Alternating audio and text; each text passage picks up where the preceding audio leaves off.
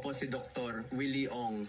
Ngayon, gumawa ako ng video na ito upang ibahagi sa inyo ang isang napaka-epektibong solusyon, lalo na para sa mga taong may problema sa kasukasuan at kalamnan. Ang espesyal dito ay maaari mo itong gawin sa bahay nang hindi na kailangang pumunta sa ospital. Tulad ng alam ng marami sa inyo, dumaan ako sa isang mahabang laban sa sakit na kanser, kasama na ang mga matitinding proseso ng gamutan. Habang nagpapagaling, nagsimula akong makaranas ng matinding pananakit sa mga kasukasuan at kalamnan.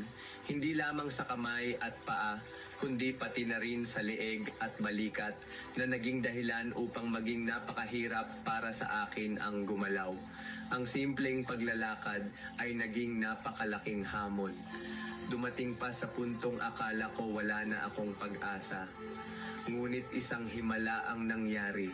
Natuklasan ko ang isang kahangahangang produkto mula sa Singapore na tinatawag na bee venom na gawa mula sa natural na nakuha na lason ng bubuyog. Sa loob lamang ng 3 araw ng paggamit, naramdaman ko agad ang pagbabago. At pagkatapos ng 1 linggo, tuluyang nawala ang sakit.